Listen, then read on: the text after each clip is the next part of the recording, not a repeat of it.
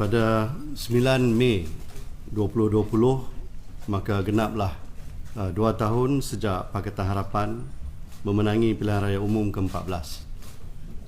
Pada 11 Mei 2018, saya telah mengangkat sumpah kali kedua sebagai Menteri Besar Kedah yang ke-13. Ahli-ahli Majlis Mesyuarat Kerajaan atau Exco pula mengangkat sumpah jawatan pada 22 Mei 2018.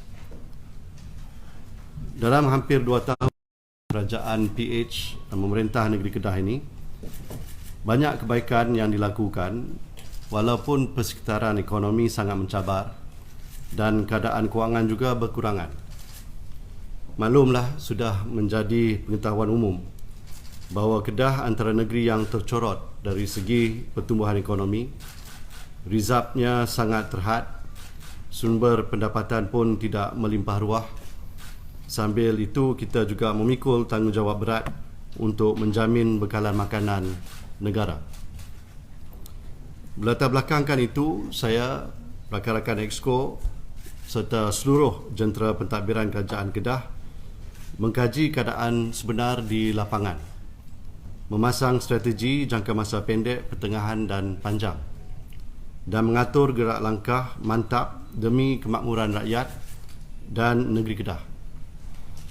Peluang pekerjaan bernilai tinggi dan peluang perniagaan yang datangnya dari pelaburan asing dan tempatan diberi keutamaan meskipun kita berhadapan saingan sengit dari dalam dan luar negara. Namun dengan kesungguhan kerajaan yang ditunjangi oleh Pakatan Harapan, kebanyakan projek-projek besar yang telah saya lancarkan kali pertama saya menjadi Menteri Besar sudah dimulakan. Litar Lumba Antarabangsa Kedah di Sungai Petani sudah memasuki fasa kedua pembinaan infrastruktur asas. Taman industri terunggul di Malaysia, iaitu Taman Teknologi Tinggi Kulim, terus diperbesarkan lagi dan berjaya menarik pelaburan baru bernilai berbilion ringgit. Kerja-kerja tanah sudah dimulakan di Kedah Harbour City, Padang Terap. Projek Northern Gateway sudah diluluskan dengan pelabur tempatan dan asing mula mengusahakannya.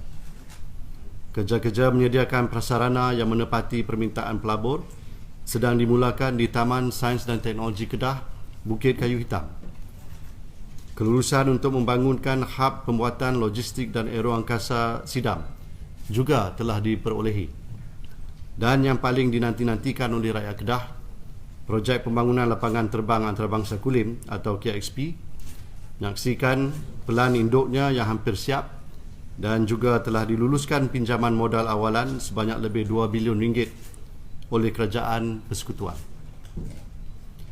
Hasil daripada usaha strategik Kerajaan Pakatan Harapan, Kedah telah mencapai jumlah pelaburan yang luar biasa, iaitu 14.7 bilion ringgit untuk pelbagai sektor, manakala pelaburan untuk sektor pembuatan berjumlah 11.5 bilion ringgit, meletakkan Kedah di tangga ketiga teratas selepas Selangor dan Pulau Pinang. Ini adalah peningkatan sebanyak 400% dari pencapaian tahun 2018. Dari jumlah tersebut, 8.0 bilion ringgit adalah pelaburan asing dari negara Amerika Syarikat, China, Jerman, Hong Kong dan Taiwan. Ternyata Kedah semakin terkenal dan diperakui oleh dunia sebagai destinasi pelaburan untuk industri berteknologi tinggi. Dan hasilnya ialah lebih 4,800 peluang pekerjaan berpendapatan tinggi untuk anak Kedah. Itulah sebenarnya objektif perancangan pembangunan kerajaan PH Kedah, iaitu untuk menawarkan peluang-peluang kerja bernilai tinggi kepada anak-anak Kedah agar mereka tidak perlu berhijrah ke negeri lain untuk mencari nafkah. Jika peluang itu ada dalam negeri sendiri, maka anak-anak kita ini tidaklah perlu meninggalkan mak dan bapa di kampung. Kelestarian alam semula jadi juga telah diberi perhatian yang serius oleh Kerajaan PH Kedah. Aktiviti pembalakan di hutan simpan Ulu Muda telah dihentikan sehinggalah satu dasar yang jelas diperkenalkan. Pada pembentangan bajet Kedah 2020, saya telah mengumumkan bahawa kawasan tadahan air di HS Ulu Muda telah ditambah sebanyak 209% kepada 123,855 ekar. Manakala di HS Bukit Sayong pula diwartakan seluas 20,240 ekar sebagai kawasan tadahan air.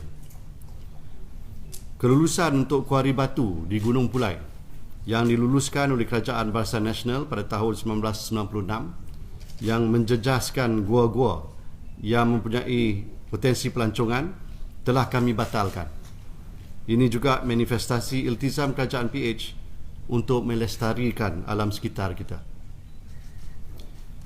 Saya senaraikan kejayaan-kejayaan ini, selain banyak lagi yang tidak disebutkan di sini, semata-mata untuk memperingatkan kita semua bahawa Pakatan Harapan Kedah mencapai prestasi yang sangat luar biasa, memecah rekod dari pelbagai aspek yang membawa nikmat bagi rakyat. Kalau tidak kerana kecekapan pentadbiran Kerajaan PH serta kewibawaan dan ketekunan Pegawai Tadbir Negeri Kedah atau KCS, mana mungkin pelabur tempatan dan asing boleh kenal, jauh sekali yakin dengan negeri kita ini. Lebih signifikan lagi ialah hakikat bahawa tidak timbul apa-apa masalah serius berkait dengan Kerajaan Negeri Kedah sepanjang pentadbiran PH. Tidak ada skandal melibatkan saya ataupun Exco maupun pegawai kerajaan sepanjang 2 tahun ini. Tidak ada krisis yang mencetus huru-hara di kalangan rakyat sehingga mengakibatkan Menteri Besar atau kerajaan perlu ditukar. Yang ada hanya kepentingan politik peribadi di luar Kedah yang menjadikan rakyat kita sebagai mangsa. Satu lagi sebab saya bangkitkan perkara ini adalah untuk menyampaikan mesej jelas kepada Kerajaan Kedah yang baru. Kami akan memantau setiap satu tindakan dan tingkah laku anda. Rakyat akan memerhati secara terperinci sama ada kerajaan yang akan menggantikan kami nanti akan teruskan projek-projek yang telah mula diusahakan dan pelaburan yang telah diluluskan oleh MITI. Rakyat juga akan memantau sekiranya hutan-hutan simpan Kedah akan menjadi mangsa pembalakan tak terkawal di bawah pentadbiran kerajaan baru.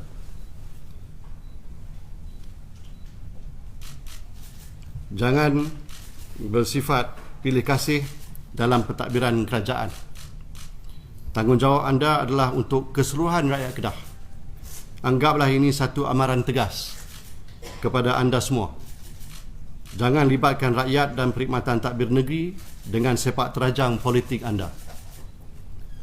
Pada hari ini, sudah hampir 2 bulan negara berada di bawah Perintah Kawalan Pergerakan. Yang terkini, PKP bersyarat pula dijadualkan berakhir pada 9 Jun 2020. Dalam tempoh beberapa bulan ini, 113 orang mangsa COVID-19 telah meninggal dunia. Dari 6,872 orang yang positif wabak itu, dengan kebanyakannya sudah sembuh. Rakyat sangat terkesan dengan pandemik ini. Tidak cukup dengan ketakutan dijangkiti penyakit, ramai juga yang terputus bekalan makanan dan ada pula yang hilang mata pencarian. Dijangkakan lebih 2 juta orang akan kehilangan kerja, perniagaan akan gulung tikar, ekonomi negara akan kerugian ratusan bilion ringgit. Secara kebetulan pula, umat Islam ketika ini menjalani ibadah puasa sepanjang bulan Ramadan Al-Mubarak. Kita juga sedang membuat persiapan untuk meraihkan Aidilfitri dalam masa seminggu lagi. Dalam keadaan di mana nyawa rakyat terancam, petugas barisan hadapan bertungkus lumus bertarung nyawa untuk menyelamatkan pesakit. Dan ditambah lagi dengan puasa, pihak Perikatan Nasional terus menebuk atap untuk merampas kuasa. Dinyatakan bahawa muslihat ini hendak diselesaikan sebelum 18 Mei 2020. Walhal tarikh itu tiada kena-mengena dengan Kedah. Ianya hanya signifikan di Dewan Rakyat, di mana diusulkan undi tidak percaya terhadap Perdana Menteri. Itu pun Dewan Rakyat telah tidak membenarkan usul itu dibahas dan diundi pada hari tersebut. Maka tarikh itu tidak sepatutnya berbangkit dalam soal peralihan kuasa Kerajaan Kedah. Mungkinkah juga mereka bersifat gelojoh untuk menjatuhkan Menteri Besar bersatu sebagai hadiah hari jadi Perdana Menteri pada 16 Mei? Tidak ada sekelumit pun timbang rasa kepada rakyat yang teruk menderita akibat COVID-19. Keadaan pasca COVID pula sangat mencemaskan. Negara maju seperti Jerman kini menghadapi kemelesetan ekonomi. Bagaimana pula dengan Kedah? Tidakkah lebih wajar untuk membenarkan Kerajaan PH Kedah teruskan dengan kerja-kerja baik dalam menangani wabak COVID-19 ini, atau membenarkan umat Islam berpuasa dengan aman dan bergembira menanti Hari Raya? Negara mengiktiraf bahawa dari segi jumlah penduduk, Kedah merupakan negeri yang terbaik dalam usaha membendung penularan jangkitan ini. Tahniah dan syabas kami ucapkan kepada semua yang terlibat secara langsung maupun tidak langsung dalam usaha memerangi COVID-19. Anda adalah wira dan wirawati yang sebenar. Setelah Kerajaan Pakatan Harapan Persekutuan jatuh kepada kerajaan baru yang secara tidak rasminya digelar Perikatan Nasional, beberapa negeri juga menyaksikan perubahan kerajaan. Terawal, Kerajaan PH Johor telah tumbang apabila adun-adun Parti Pribumi Bersatu Malaysia telah beralih sokongan kepada PN. Jawatan Menteri Besar yang disandang oleh Wakil Bersatu telah dilepaskan kepada UMNO. Di Kedah pula, pada awalnya, saya telah mengambil pendirian untuk mengekalkan kerjasama politik bersama PH Kedah dan meneruskan kerajaan Kedah yang sedia ada. Kepimpinan PAS Kedah telah memberi jaminan kepada saya bahawa mereka juga tidak akan mendesak adun-adun PH untuk melompat ke pihak mereka, dan bersetuju bahawa saya terus berkhidmat sebagai Menteri Besar hingga akhir penggal ke-14 ini. Permohonan mereka adalah agar kerajaan PH Kedah tidak memandang mereka semata-mata sebagai pembangkang dan sebaliknya memberikan peruntukan tambahan bagi pusat-pusat khidmat DUN, PAS dan UMNO. Untuk rekod, kerajaan PH Kedah adalah yang pertama menyediakan peruntukan untuk adun-adun pembangkang.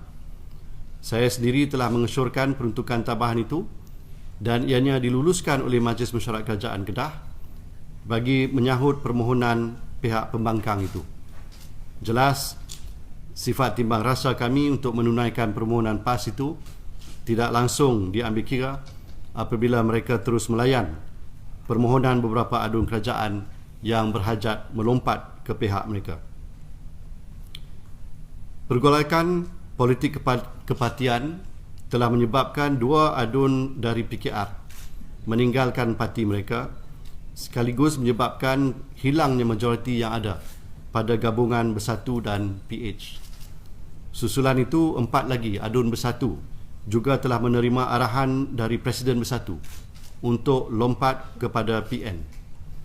Maka dengan itu, pihak lawan kini mempunyai 23 kerusi berbanding 13 dari PH, termasuk 2 dari Bersatu.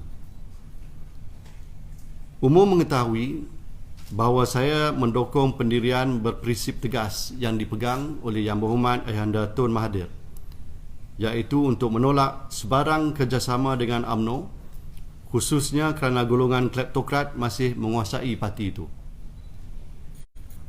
Oleh kerana PAS bekerjasama dengan UMNO melalui Piagam Muafakat Nasional, maka saya memutuskan untuk tidak menerima pelawaan mereka untuk bersama dalam PN Kedah, sambil terus menerajui negeri ini sebagai Menteri Besar. Lebih baik saya menjadi pembangkang dari menyertai satu gagasan politik yang dicemari dengan banyak skandal bertaraf antarabangsa. Saya juga tidak tergamak untuk mengkhianati mandat yang telah rakyat Kedah berikan kepada PH pada PRU 14, dari hidup melutut biar mati berdiri. Seorang Menteri Besar harus meletak jawatan sekiranya terbukti kehilangan kepercayaan majoriti di kalangan adun. Namun dalam percaturan politik terkini, saya dimaklumkan bahawa tiada satu pun adun-adun Bersatu maupun PKR yang meninggalkan PH menyatakan bahawa wujud apa-apa masalah yang telah saya cetuskan sehingga menyebabkan mereka hilang kepercayaan kepada saya. Yang mereka menjawab apabila ditanya alasan di sebalik kehilangan kepercayaan itu adalah bahawa mereka telah mendapat arahan dari atas. Siapa yang dimaksudkan? Umum juga mengetahui bahawa saya mencabar jawatan Presiden yang disandang oleh Yang Amat Berhormat Tan Sri Muhyiddin Mohamad Yassin di dalam pemilihan Parti Bersatu.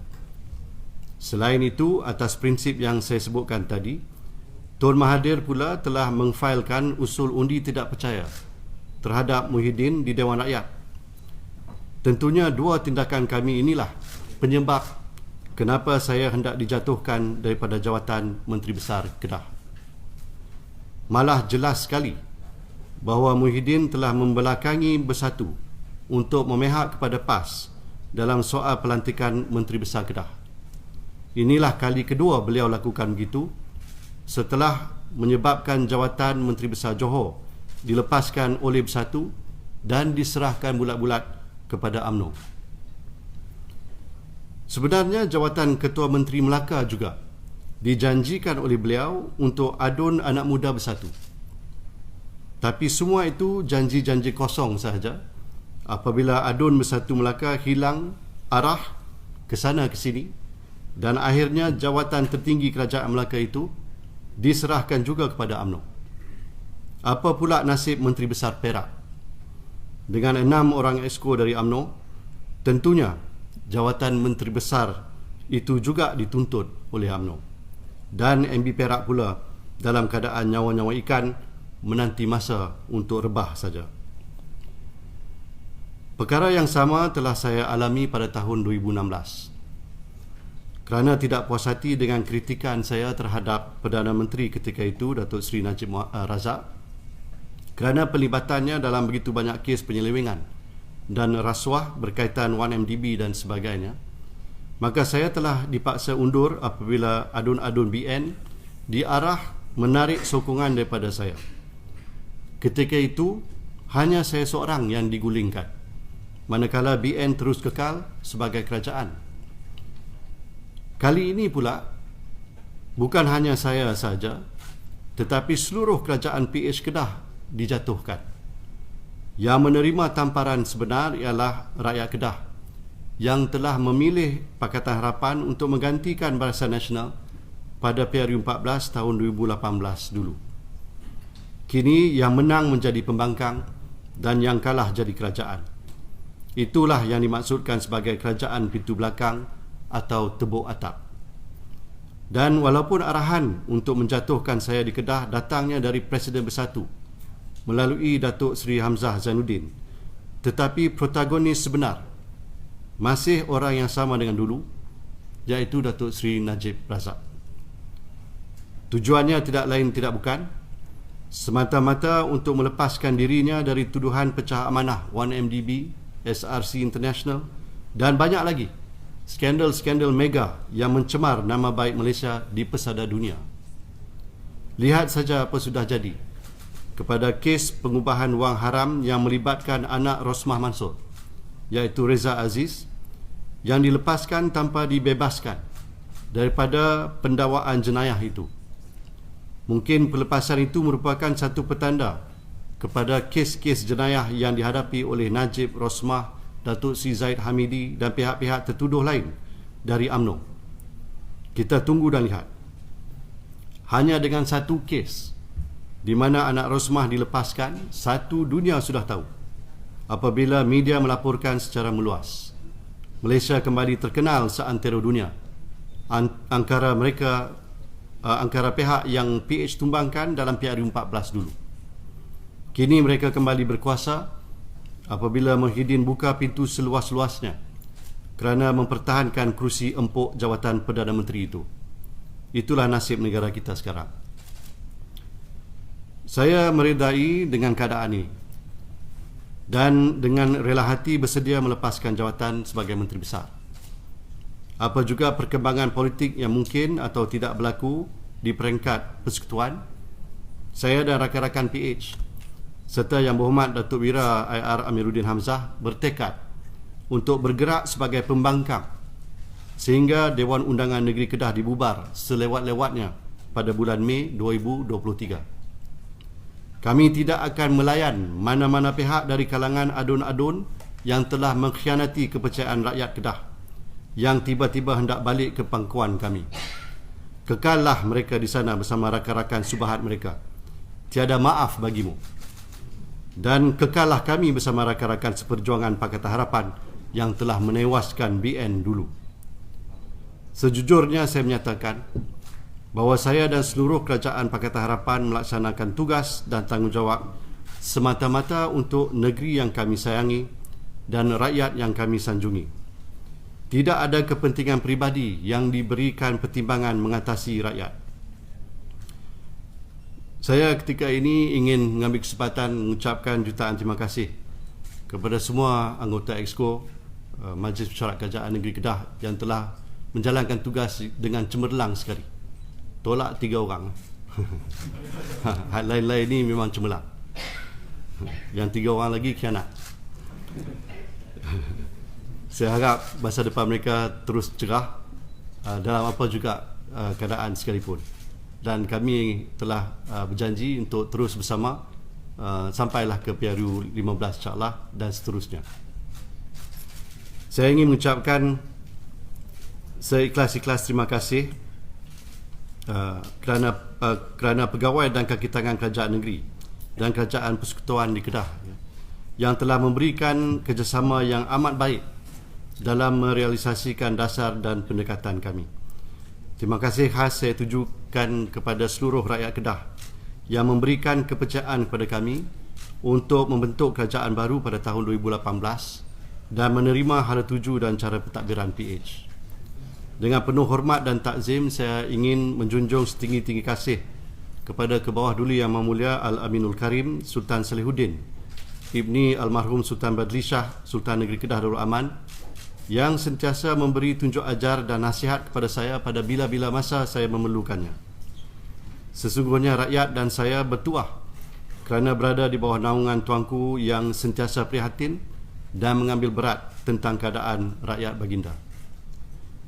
Pagi ini, saya telah sembah maklum kepada Kebawah Duli Yang Mahmulia Tuanku Sultan bahawa atas sebab saya telah kehilangan kepercayaan majoriti di kalangan ahli-ahli Dewan Undangan Negeri, maka dengan ini saya melepaskan jawatan sebagai Menteri Besar Negeri Kedah Darul Aman berkuat kuasa serta-merta. Saya doakan mudah-mudahan Allah SWT terus mengekalkan keamanan dan memakmurkan negeri dan rakyat Kedah dengan penuh keberkatan, keredaan dan kerahmatan hendaknya. Amin ya rabbal alamin. Sekian, wabillahi taufiq wal hidayah. Assalamualaikum warahmatullahi taala wabarakatuh. Okey,